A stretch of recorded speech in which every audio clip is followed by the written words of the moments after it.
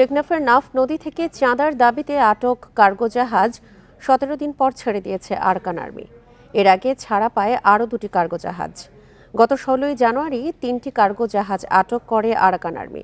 পরে ১৮ই জানুয়ারি ২টি কার্গো জাহাজ ছেড়ে দিলেও একটি কার্গো নিয়ন্ত্রণে রেখেছিল আরাকান আর্মি। প্রায় ১৭ দিন পর ছেড়ে দেয়া কার্গো টেকনাফ বন্দরে নোঙর করে শনিবার সকালে। টেকনাফ বন্দরের রাজস্ব কর্মকর্তা সোহেল উদ্দিন জানান, সকালে মিয়ানমারের পণ্য নিয়ে কার্গোটি বন্দরে নোঙর করে। এই কার্গোতে একাধিক ব্যবসায়ীর অন্তত ২০,০০০ বস্তা পণ্য রয়েছে। দ্রুত সময়ের মধ্যে কার্গো থেকে পণ্য খালাস করা শুরু হবে বলেও জানান তিনি।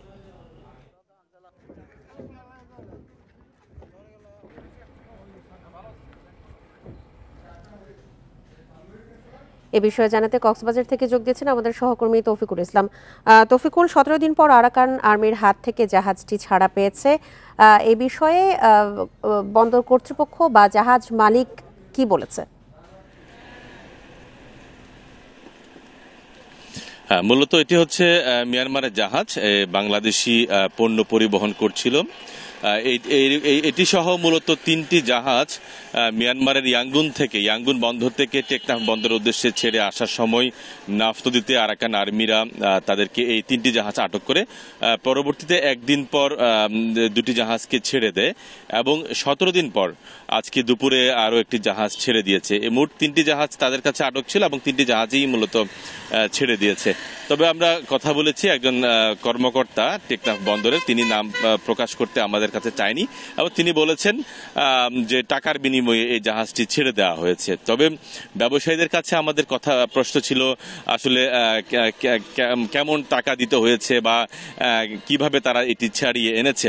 তো তারা বলছেন আসলে মিয়ানমারের আরাকান আর্মিরা তারা যেই মিয়ানমার থেকে যে সকল পণ্য আমদানি করছিলেন এবং সেই সকল আমদানির সঠিক কাগজপত্র যাচাই বাছাই জন্য তারা আটক রেখেছিলেন। দীর্ঘদিন আটক রাখার পর আজকে তারা সেই কার্গোটি ছেড়ে দিয়েছে। তবে টাকা নেয়ার যে বিষয়টি সেটি অনেকটা অস্বীকার করেছেন।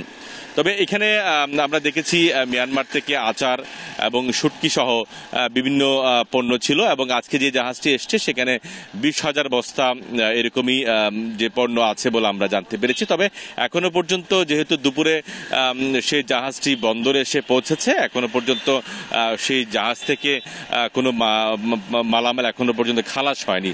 তবে বন্দরের যে রাজস্ব কর্মকর্তা সোহেল উদ্দিনের সাথে আমার কথা হয়েছে, তিনি আমাকে জানিয়েছেন মিয়ানমারের যে আভ্যন্তরীণ যে সমস্যা হচ্ছে বা গন্ডগোল হচ্ছে, সে আরাকান আর্মি পুরো যে অঞ্চল অর্থাৎ ওই পারের অঞ্চলটা দখল করে নিয়েছে। সেই কারণে আসলে নতুন করে মিয়ানমার থেকে নতুন করে কোনো জাহাজ আর আসছে না। সেই কারণে বন্দরে অনেকটা যেই আমদানি রপ্তানি অনেকটা ভাটা পড়ে গেছে।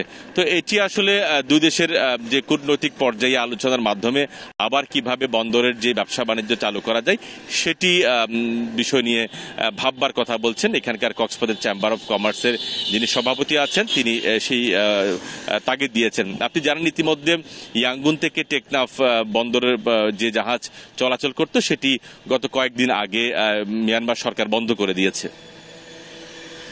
১৭ দিন পর আরাকান আর্মির কাছ থেকে কার্গো জাহাজটি ছাড়া পেয়েছে। এই বিষয়ে বিস্তারিত জানাচ্ছিলেন আমাদের সহকর্মী তৌফিকুল ইসলাম।